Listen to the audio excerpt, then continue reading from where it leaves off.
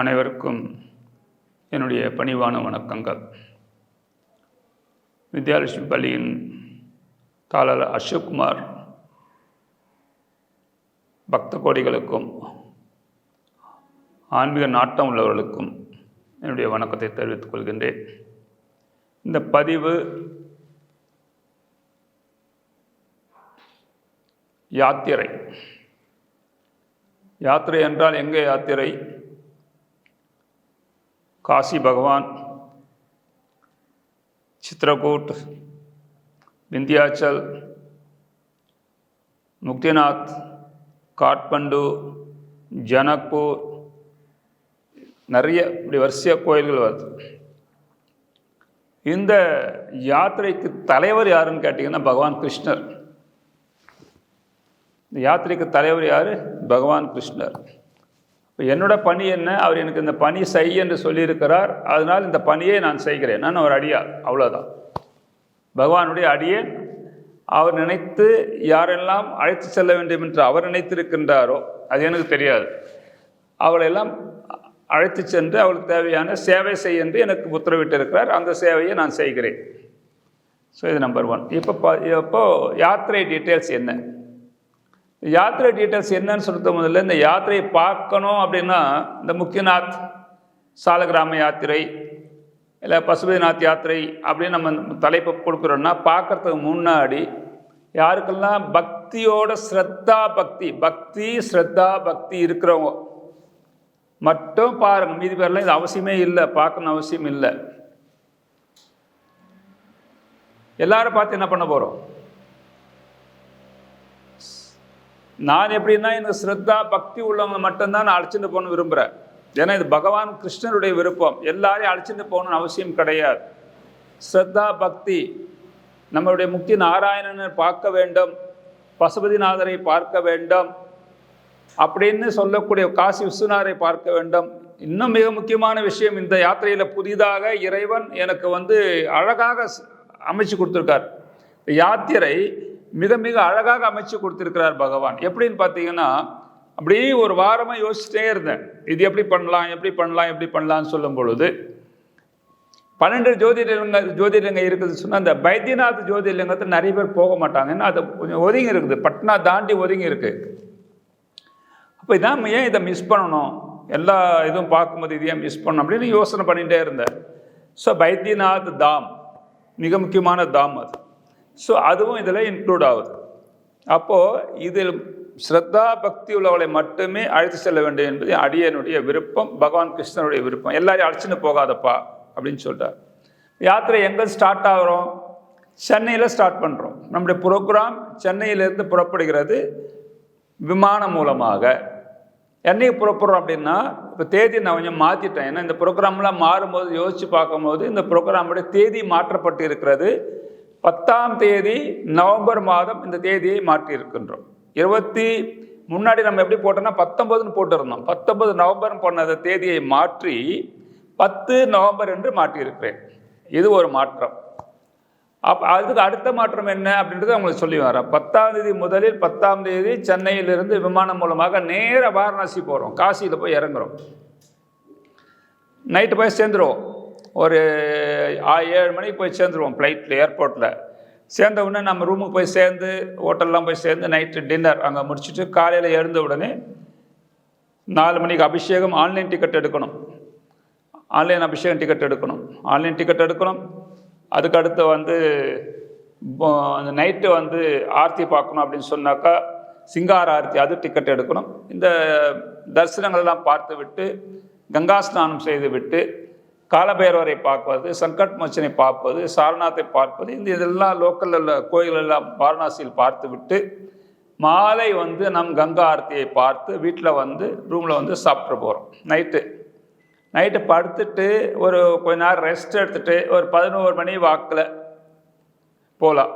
இல்லையா விடிய காலம் 4 மணிக்கு எழுந்துட்டு, அது கூட நல்லா இருக்கும். விடிகாலம் 4 மணிக்கு எழுந்துட்டு டீ காஃபி குடிச்சிட்டு டைரெக்டாக விந்தியாச்சல் மொத்தமே 70 கிலோமீட்டர் தாங்க. ரொம்ப சக்தி வாய்ந்த அம்மனுடைய இது. அது இப்பொழுது அந்த யூபி சிஎம் ரொம்ப பிரம்மாண்டமாக காசியை போன்று மிக பிரம்மாண்டமாக அமைத்திருக்கிறார். விந்தியாச்சலனுடைய அம்மனுடைய இது. விந்தியாச்சல்னு போட்டிங்கன்னா உங்களுக்கு யூடியூப்பில் வரும். இப்போ அந்த விந்தியாச்சலை பார்த்து தரிசனம் எல்லாம் பண்ணி முடிச்சுட்டு அங்கே கங்கா ஸ்நானம் பண்ணுறோம். உங்கள் வாரணாசியில் ரூமில் கங்கா ஸ்நானம் கிடையாது, காலையில் கிடையாது. காஃபி டீ எல்லாம் சாப்பிட்டாச்சு, நேராக வந்து பஸ்ஸில் போகிறோம். ரூமில் போய் எல்லாம் சாமானம் வச்சுட்டு கங்கா ஸ்நானம் பண்ணி முடிச்சுட்டு அதுக்கப்புறம் பகவான் அந்த அம்பாலை எல்லாம் தரிசனம்லாம் பண்ணி முடிச்சுட்டு மத்தியானம் பிரேக்ஃபாஸ்ட் டின்னர் முடிச்சுட்டு, காலைல பிரேக்ஃபாஸ்ட் முடிக்கும் போது மத்தியானம் லஞ்சு முடிச்சிடும். டைரெக்டாக சித்திரக்கூட் போகிறோம். இது ரொம்ப அற்புதமான ஒரு இடம். சித்திரக்கூட்டில் தான் ராமருடைய இருந்ததாக நிறைய வரலாறு இருக்குது. நீங்கள் சித்திரக்கூட் போட்டு பார்த்தீங்கன்னா உங்களுக்கு தெரியும். இந்த எல்லாம் நிறைய பேர் போக மாட்டாங்க சித்திரக்கூட்டெல்லாம்.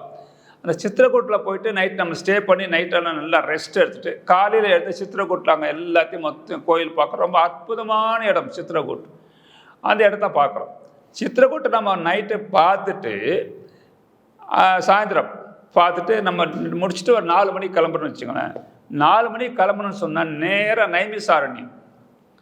நைமிசாரண்யம் ஒரு அற்புதமான பிளேஸ், இந்தியாவில் ஒரு அற்புதமான பிளேஸ் நைமிசாரண்யம். இப்போ பல பேர் என்கிட்ட ரிக்வஸ்ட் வேறு வச்சாங்க, ஐயோ இவ்வளோ தூரம் வரீங்களா, நைமிசாரண்யம் விட்டுறீங்களே அப்படின்னு சொல்லி கேட்டாங்க. ஸோ நானும் யோசித்தேன், இப்படி பல பேருடைய வேண்டுகோளை வச்சு தான் இதை டிசைன் பண்ணேன். இப்போ நைமிசாரண்யம் நைட்டு போய் ஸ்டே பண்ணிவிடுவோம், நைட்டு ரெஸ்ட். காலையில் பார்த்தீங்கன்னா அங்கே ஒரு அற்புதமான தீர்த்த குண்டங்களில் ஸ்நானம். அது நல்ல ரவுண்டில் வரும். அப்படியே ரவுண்டில் ரொம்ப அழகாக நீங்கள் நைமிசாரண்யம் போட்டேன்னு உங்களுக்கு தெரியும். அந்த தீர்த்த குண்டங்கள் நான் தனித்தனியாக வீடியோவில் போடுறேன், அப்படி பார்ட் 1 பார்ட் 2. நைமிசாரண்யத்தில் அப்படியே வந்து பார்த்தீங்கன்னாக்கா நம்ம ஸ்நானம் பண்ணுறது.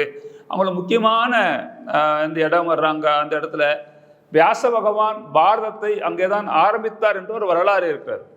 நைமிசாரண்யத்து ரொம்ப பெருமை வாய்ந்த இடம். அது ஒரு காடான பகுதியிலே இந்த அற்புதங்கள் எல்லாம் நிறைந்த ஒரு இடம். அந்த இடத்துல தான் நம்ம நைமிசாரண்யத்தை வந்து நம்ம தரிசிக்க போகிறோம். நைமிசாரண்யம் தரிசனம் எல்லாம் பண்ணிட்டு நைட்டு டின்னர் முடிச்சிடுறோம். நைட்டு டின்னர் முடிச்ச உடனே நேராக ஒரு 3 மணி நேரம் ஜர்னி பண்ண அயோத்தியா. லாங் ஜர்னிலாம் கிடையாது, ஒரு 3 மணி நேரம் ஜர்னி பண்ண அயோத்தியா. அயோத்தியா போயிட்டு ரூமில் போய் ரெஸ்ட் எடுத்துகிட்டு காலைல அங்கே அயோத்தியாவில் போயிட்டு ஒரு அருமையான ஸ்நானம், சரையு நதியில் ஸ்நானம் பண்ணிடுறோம். அயோத்தியாவில் ஸ்நானம் பண்ணிவிட்டு அயோத்தியாவில் ராமலல்லா தரிசனம் அதெல்லாம் பார்த்து முடிச்சுட்டு கம்ப்ளீட்டாக அங்கெல்லாம் கொஞ்சம் ரெஸ்ட் எடுத்துகிட்டு மத்தியானம் சாப்பாடு முடிச்சுட்டு ஒரு 4 மணிக்கு நைமிசாரம் எடுத்துகிட்டு அயோத்தியாவில் எடுத்துமா டைரெக்டாக வந்து பார்த்திங்கன்னா நேபாள் பார்டர், நேபாள் நோக்கி பயணிக்கிறோம். நேபாள் நோக்கி பயணிச்சின்னாக்கா லும்பினி இந்த இடத்துக்கு போகிறோம். சுனாலி என்றது தான் பார்டர். அங்கே பர்மிட்டெல்லாம் எடுக்கணும், அங்கே கொஞ்சம் டைம் எடுக்கும். அதுக்கப்புறம் லும்பினி போய் நைட்டு ஸ்டே பண்ணிடுறோம். ஃபஸ்ட் கிளாஸ் நைட் ஸ்டே, ஒன்றும் பிரச்சனை இல்லை. மறுநாள் காலையில் லோக்கலில் லும்பினியெல்லாம் சுற்றி பார்க்குறோம். ஒரு ஹாஃப் டே லஞ்சு முடிச்சிடுறோம். எல்லா இடத்துலையும் லஞ்சு, அங்கங்கே ஹோட்டலில் தான் லஞ்சு சாப்பிட்டு முடிச்சிடுறோம். சாப்பிட்டு முடிச்ச உடனே லூம்பினியிலேருந்து கிளம்பணும்னு சொன்னாக்கா அங்கேருந்து ஒரு 6 hours ஜர்னி போக்ரான்ற இடம். இதெல்லாம் வந்து முக்திநாத் நோக்கி பயணிக்கிற இடங்கள். இந்த போக்ரா, இந்த லூம்பினிக்கும் போக்ராவும் ரோடு நல்லாயிருக்கும். போக்ரா போயிடுவோம். நைட்டு ஸ்டே பண்ணிட்டோம். காலையில் என்ன பண்ணுவோம், போக்ராவில் half day local sightseeing, அங்கே பார்க்க வேண்டியதெல்லாம் பார்க்கணும். லூம்பினியில் வந்து பார்த்தீங்கன்னாக்கா புத்தருடைய பிறந்த இடம், புத்தருடைய ஸ்டாச்சுஸு, அங்கே நிறைய விசேஷமான கோயில்கள் இருக்குது. அந்த இதெல்லாம் அங்கே பார்க்க போகிறோம். ஹாஃப் டே பார்த்துட்டு ஹாஃப் டே வந்து நம்ம என்ன பண்ண போகிறோம், போக்ரா நோக்கி வந்து போகிறோம். லும்பினி போக்ரா. இந்த போக்ரா போக்ரா வந்து ஸ்டே பண்ணிவிட்டு மறுபடியும் காலையில் ஹாஃப் டே போக்ரா எல்லாம் லோக்கல் சைட் சீயிங் எல்லாம் பார்த்து முடிச்சுட்டு அங்குள்ள முக்கியமான ஸ்தலங்களை பார்த்துட்டு போக்ராலேருந்து மறுபடியும் ஆஃப்டர் லஞ்ச் டின்னர் ஜோம்சமுக்கு போய் சேர்றோம். ஜோம்சம் நைட் ஸ்டே, டின்னர் அங்கே தான் ஜோம்சமில் சாப்பிட்டு காலையில் எழுந்து மறுநாள் காலையில் எழுந்து ஒரு 5 மணிக்கு காலையில் காஃபி டீ சாப்பிட்டு 45 கிலோமீட்டர் பயணம் செய்கிறோம். கண்டகி நதி ஓரமாக ஜீப். இதெல்லாமே வந்து போக்ராலிருந்தே பார்த்தீங்கன்னா, போக்ராலேருந்து வந்து நேபாள் வண்டி தான், இந்தியா வண்டி போகாது. போக்ரா வந்து நேபாள் வண்டி தான். அப்போது அந்த போக்ரா வந்து ஜோம்சம் போகிறது ஒன்று. ஜோம்சனில் நம்ம அழகாக நம்ம நைட் ஸ்டே பண்ணிடுறோம். காலையில் எழுந்து அங்கேருந்து குளிச்சுட்டு ஒரு 5 மணிக்கு காஃபி டீ எல்லாம் சாப்பிட்டுட்டு முக்திநாத் டெம்பிள் பயணிக்கிறோம். அது வந்து பார்த்திங்கன்னா 29 சீட்டு கொண்ட வண்டிங்க, இல்லைன்னா க்ரூசர் வண்டியும் இருக்குது. அதில் பயணம் செய்து அது எப்படி பார்த்தாலும் நீங்கள் 45 கிலோமீட்டர் பார்த்தீங்கன்னா குறைஞ்சபட்சம் ஒரு 2 hours ஆகலாம், மேக்ஸிமம் 2.5 hours ஆகும். ஏன்னா அது வந்து பார்டர், அதாவது நம்ம கேதார்நாத் போகிற மாதிரி நீங்கள் பார்த்தீங்கன்னா தெரியும், கண்டகி ரிவர் பஸ் போகுதுன்னு பார்த்தீங்கன்னா உங்களுக்கு தெரியும். அந்த இதில் போயிட்டு அங்கே பார்டரில் விட்டுருவாங்க, அடிவாரத்தில். அங்கே 2 கிலோமீட்டர் நம்ம வந்து நடந்து போகணும், அல்லது குதிரையில் போகலாம், அல்லது டோலியில் போகலாம். முடியாதவங்க டோலி, முடிஞ்சவங்க குதிரை, இல்லை என்ன முடியும்னா நடந்து கூட போகலாம். அது ஒன்றும் இஷ்யூ கிடையாது. நேராக நீங்கள் முக்திநாத் பகவானை அங்கே தரிசனம் செய்து விட்டு அங்கே வந்து நம்ம எல்லாம் அங்கே ஸ்நானம் பண்ண வேண்டிய முக்கியமான இடங்கள்லாம் பார்த்து விட்டு நீங்களே போகலாம். முக்திநாத்தில் பார்க்க வேண்டிய இடம் என்னென்ன அப்படின்னா நான் குரூப்லேயே போடுறேன். என்னை போட்டேன்னு ரொம்ப லம்பா வீடியோ பெருசாக போயிடும்.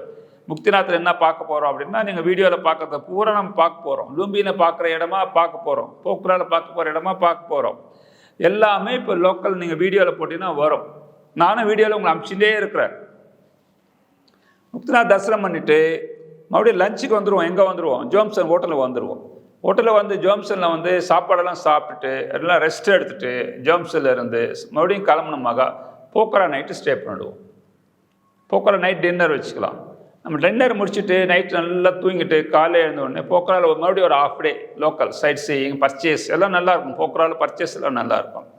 அந்த போக்கராவில் பர்ச்சேஸ் எல்லாம் முடிச்சுட்டு மத்தியானம் மறுபடியும் போக்கராலேருந்து கிளம்புறோம். போக்கராலேருந்து கிளம்பி எங்கே வரோம்? காட்மண்டுக்கு வரோம். நேபாளின் தலைநகரம் காட்மண்டு. அந்த காட்மண்டுக்கு வந்த உடனே நைட் ஸ்டே பண்ணிவிட்டு மறுநாள் காலைல ஃபுல் டே காட்மண்டில் இருக்கக்கூடிய பசுபதிநாத், அதுக்கப்புறம் வந்து அந்த தீர்த்த குண்டங்களில் வந்து குளிக்கக்கூடிய தீர்த்த குண்டங்கள், ஜலநாராயணன், இன்னும் முக்கியமான அங்கே உள்ள இடங்கள் எல்லாம் ஒன் டே ஃபுல்லாக பார்க்குறோம். ஒன் டே ஃபுல்லாக பார்த்துட்டோம். ஒன் டே ஃபுல்லாக பார்த்துட்டு நைட்டு என்ன பண்ணுறோன்னா காட்மண்டுலேருந்து நம்ம வந்து நைட்டு காட்மண்டு நைட்டு அல்லது காட்மண்டு மறுநாள் காலையில் Kathmandu night stay, full day stay. Next day morning, early morning காட்மண்டுலேருந்து கிளம்பி சீதாமரி என்ற கோயிலுக்கு வந்து அம்மா சீதாமரி உடைய கோயிலை பார்த்து விட்டு அதுக்கப்புறம் வந்து ஜனக்பூர் என்ற இடத்துக்கு நம்ம வர்றோம். ஜனக்பூரில் வந்து அங்கே சீதாமாவுக்கு திருமணமான மண்டபம் அந்த விஷயங்கள்லாம் இருக்குது ஜனக்பூரில். அதை பார்த்து நைட்டு ஸ்டே சீதாப்பூர். நைட்டு சீதாப்பூரில் வந்து அங்கேருந்து என்ன பண்ணுறோம்? பைத்தியநாத் புறப்படுறோம். அங்கே சீதாப்பூர்லேருந்து ஜனக்பூர்லேருந்து டைரெக்டாக பைத்தியநாத் 6 hour ஜேர்னி. பைத்தியநாத் அங்கே வந்து நம்ம நல்லா அழகாக நைட்டு ஸ்டே பண்ணிவிட்டு காலையில் பைத்தியநாத்தில் அங்கே நதியில் ஸ்நானம் பண்ணிவிட்டு பைத்தியநாத்துக்கு வந்து நம்ம கங்கையுடைய அந்த இது வந்து பகவானுக்கு அபிஷேகம் எல்லாம் பண்ணிவிட்டு நல்லா தரிசனம் பண்ணிவிட்டு ரெஸ்ட் எடுத்துகிட்டு சாயந்தரம் கிளம்பணுமா பட்னா வந்துடலாம். பட்னா வந்தாச்சுன்னா பட்னாவில் நல்லா ரெஸ்ட் எடுத்துகிட்டு மறுநாள் பூரா பட்னா, வேலையே கிடையாது, ஒன் டே ஃபுல்லாக. அப்புறம் பட்னாலிருந்து ஃப்ளைட்டு வந்து சென்னைக்கு. ஸோ போகும்பொழுது சென்னையிலிருந்து வாரணாசி, திரும்பும் பொழுது பட்னாவிலிருந்து வர்றோம் ஃப்ளைட். இந்த 2 ஃப்ளைட் நம்ம எடுக்கிறோம். வழியில் பூரா நம்முடைய பாலாஜி டிராவல்ஸ், கோரக்பூருடைய டிராவல்ஸ் தான் நம்ம எடுக்கிறோம். நல்ல வண்டி, நல்ல வகையில் அவங்க ஹெல்ப் பண்ணுறக்கூடிய மென்டாலிட்டியில் இருக்காங்க, அதனால் எடுக்கிறோம். ஒரு டெம்போ ட்ராவலர். அந்த டெம்போ ட்ராவலர் பயணிக்க போகிறோடைய எண்ணிக்கை என்ன, நான் 90 பேர் தான் நான் பிளான் பண்ணியிருக்கேன். என்னோட சேர்த்து 90 பேர் பயணிக்க திட்டமிட்டிருக்கேன். 2 பஸ்ஸு, அது 45 சீட். அதனால் 40 பேர் தான் நான் பிளான் பண்ணியிருக்கேன். என்னோட சேர்த்து 90 பேர் தான் நம்ம டிக்கெட் புக் பண்ண போகிறோம். இந்த டிக்கெட் என்றைக்கு புக் பண்ண போகிறோம் அப்படின்னு சொன்னால், நான் 10ஆம் தேதி டிக்கெட்டை வந்து அக்டோபர் 10ஆம் தேதி நான் வந்து புக்கிங் பண்ணிவிடுவேன். அதுக்கப்புறம் நீங்கள் புக்கிங் பண்ணுறது அந்த ஹையஸ்ட் ரேட்டு போய்டும். ஏன்னா 100 டிக்கெட்டு 90 டிக்கெட்டை பிளாக் பண்ணுறோம் அப்படின்னா அதுக்கப்புறம் நீங்கள் வாரணாசி ஃப்ளைட்டு வந்து பார்த்தீங்கன்னாக்கா உங்களோட டிக்கெட்டே 15,000 ரூபாய்க்கு போயிடும். அதுக்கப்புறம் நீங்கள் தான் முடிவு பண்ணணும். நான் அவ்வளோ கொடுக்க முடியாது. 90 டிக்கெட் அப்படின்னா அந்த 90 டிக்கெட்டோடு சரியாக போச்சு. அதனால் யாரெல்லாம் முன்பதிவு செய்து கொள்கிறீர்களோ அந்த 90 பேருக்கான டிக்கெட்டை நான் புக் பண்ணிவிடுவேன். புக் பண்ணி முடிச்சுட்டேனாவே டிக்கெட் ரேட் கூடிடும். இது மட்டும் நல்லா தயவுசெய்து புரிஞ்சிக்க வேண்டிய ஒரு விஷயம். அப்போ நம்ம வந்து 10ஆம் தேதி நான் டிக்கெட் எடுக்க போகிறேன். சென்னை டு வாரணாசி, பட்னா டு சென்னை, 2மே சேர்த்து தான் புக்கிங் டிக்கெட் எடுக்க போகிறேன். ஸோ இதுக்கு எனக்கு தேவையானது அட்வான்ஸ் தொகை 10,000 ரூபா கொடுத்தால் போதும். இந்த அட்வான்ஸ் தொகை அனுப்புவதற்கு கீழே வந்து நான் ஒரு 3 வாட்ஸ்அப் நம்பர் அனுப்புகிறேன். அந்த வாட்ஸ்அப் நம்பருக்கு நீங்கள் 10,000 அனுப்பிடலாம். நான் ஏன் ஒரு வாரம் டிலே பண்ணேன் அப்படின்னா, நேபாளில் கொஞ்சம் சில சூழல் சரியில்லாமல் இருந்த காரணத்தினால இந்த நேபாள் கொஞ்சம் சரியாக ஆகட்டும் பார்க்கலாம் அப்படின்றதுனால நான் சைலண்ட்டாக இருந்தது மட்டுமல்ல, இந்த ஊரெல்லாம் வந்து பார்க்கும்போது ஒருத்தர் வந்து நைமிசாரணி போனால் நல்லா இருக்குமே அப்படின்னு ஒரு ரிக்வஸ்ட் வைக்கிறாங்க. அப்படி இருக்கும்போது சரி நைமிசாரணி போகணுன்னாக்கா டிஸ்டன்ஸ் வந்து இப்போ எல்லாம் பார்க்க கொஞ்சம் டைம் ஆகிப்போச்சு. ஸோ வந்து நைமிசாரண்யம் சேர்த்துட்டோம், அயோத்தியா சேர்த்துட்டோம், சித்திரக்கூட்டா சேர்த்துட்டோம், விந்தியாச்சல் என்ற அம்பாளுடைய இடம் சேர்த்துருக்கோம். அதுக்கப்புறம் வந்து பார்த்தீங்கன்னாக்கா இங்கே பைத்தியநாத் ரொம்ப ரொம்ப முக்கியமான இடம் பைத்தியநாத். ரெண்டாவது வாரணாசி முதல் நம்ம லிஸ்ட்லேயே கிடையாது. லிஸ்ட்டில் நம்ம வாரணாசி ஐடியா இல்லை, வாரணாசி சேர்த்துட்டோம். நம்ம எல்லாமே ஒன்றா சேர்த்து இப்போ இந்த ப்ரோக்ராம் நம்ம பண்ணியிருக்கோம். ஸோ எத்தனை இடத்துல பாருங்கள், வாரணாசியில் சிவபெருமான் கங்கா ஸ்நானம், அதுக்கப்புறம் விந்தியாச்சல் கங்கா ஸ்நானம், அயோத்தியாவில் போனால் ஸ்நானம், நைமிசாரணத்தில் ஸ்நானம், அங்கே எல்லாமே முக்கியமான ஸ்தானங்கள் எல்லாமே நம்ம பண்ணக்கூடிய விஷயங்கள். ஸ்ரீமன் நாராயணுடைய ஸ்தானம், அதுக்கப்புறம் நைமிசாரணத்து போகிற விஷயம், பைத்தியநாத்தில் அற்புதமான ஒரு ஜோதிர்லிங்கம், 2 ஜோதிர்லிங்கம் பார்த்துடுறோம். பனாரஸ் பார்த்துடுறோம், இங்கே இதுவும் பார்த்துடுறோம், பைத்தியநாத்தையும் பார்த்துடுறோம், பசுபதிநாத்தையும் பார்க்குறோம். ஸோ ஆக இப்படியான ஒரு அமைப்பை சேர்த்திருக்கின்றோம். இதற்கு கட்டணமாக மொத்தம் ஃப்ளைட் டிக்கெட், நம்ம ஹோட்டலில் தங்கிறது, நம்முடைய தமிழ்நாடு சாப்பாடு இல்லைங்களா, நேபாள் போகிறது மட்டுங்க. ஒரு நபருக்கு மட்டும் நேபாள் ரேட் என்ன கேட்குறாங்க அப்படின்னா, இந்தியன் ரேட் என்ன கேட்குறாங்கன்னா 5500 கேட்குறாங்க. போக்ரா டு திருப்பி போக்ராவில் விட்டுறது இருந்தால் 5500 ஒரு ஆளுக்கு மட்டும் கேட்குறாங்க. ஸோ அது மட்டும் கணக்கு பார்த்தோம் எவ்வளோ ஆகுது. நேற்று 10 நவம்பர் கிளம்பி 24/11 ரிட்டர்ன் ஆகும். ஏன்னா இங்கே 2 ஊர் எக்ஸ்ட்ரா கூடுச்சு. ஒன்று விந்தியாச்சல் ஒன்று கூடுது, அதுக்கப்புறம் நமக்கு இது கூடுது, சித்திரக்கூட் கூடுது, அதுக்கடுத்து நைமிசாரண்யம் கூடுது, அதுக்கடுத்து பைத்தியநாத். இதெல்லாம் சேர்க்கறதுனால 15 டேஸில் நம்ம இந்த ப்ரோக்ராமை மிக அழகாக ரொம்ப அற்புதமாக பயணிக்கக்கூடிய அமைப்பு. தனித்தனியாக போகணுன்னா உங்களுக்கு ஏகப்பட்ட செலவாயிடும்.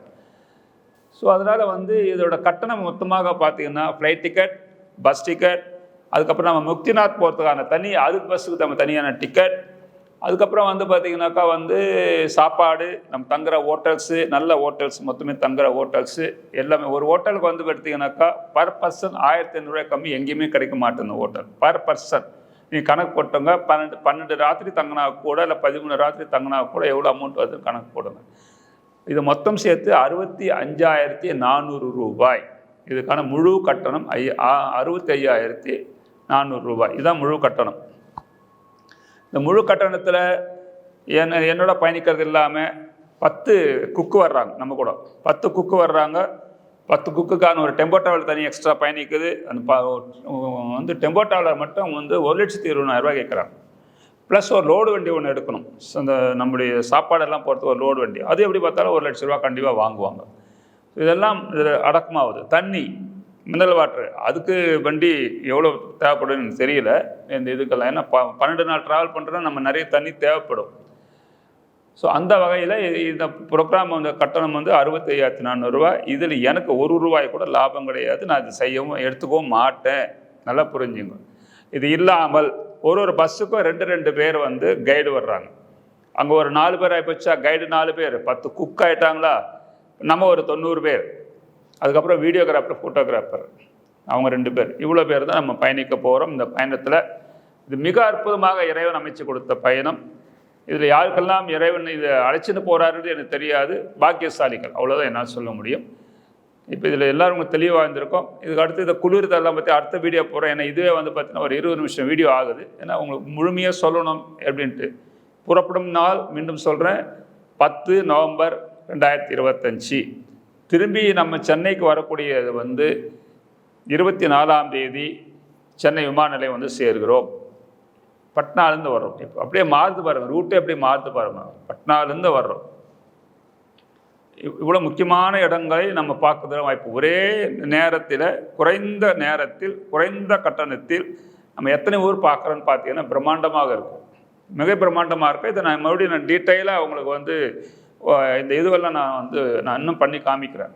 இன்றைக்கி பண்ணுறேன். ஸோ இன்றைக்கி நான் இதை போஸ்ட் பண்ணிவிடுவேன். இன்றைக்கி தேதி பார்த்திங்கன்னா 30 அக்டோபர். இப்போ பார்த்திங்கன்னா ரொம்ப சாந்தமாக இருக்குது. நேபாளில் டூரிசம் நல்லா போயின்னு இருக்கு, எந்த பிரச்சனையும் இல்லை. இன்னும் நம்ம பயணிக்க போகிற நேரம் இன்னும் 1 மாதம் இருக்கிறது. ரொம்ப அமைதியாகிவிட்டது, எந்த பிரச்சனையும் இல்லை, பயப்பட தேவையில்லை என்பதை சொல்லுகிறேன். நம்ம 10 நாள் முன்னாடி கொஞ்ச நேரம் குளிருக்கும் நம்ம ரொம்ப பயப்பட தேவையில்லை. இந்த செய்தியை சொல்லி எல்லாம் வல்ல இறைவருள், எல்லாம் வல்ல பரமருள் எல்லோருக்கும் துணையாக இருக்க வேண்டும் என்று சொல்லி, கிருஷ்ணருடைய தலைமையிலே அடியனுக்கு இதை பயணிப்பதற்கான பாக்கியத்தை இறைவன் எனக்கு கொடுத்தமைக்காக இறைவனுக்கும் நன்றி சொல்ல கடமைப்பட்டிருக்கிறேன். வாழ்க வளமுடன், வாழ்க வையகம். எல்லோருக்கும் எல்லா நலமும் வளமும் கிடைக்க வேண்டும் என்று எல்லாம் வல்ல எம்பெருமானை பிரார்த்திக்கின்றேன். நன்றி, வணக்கம்.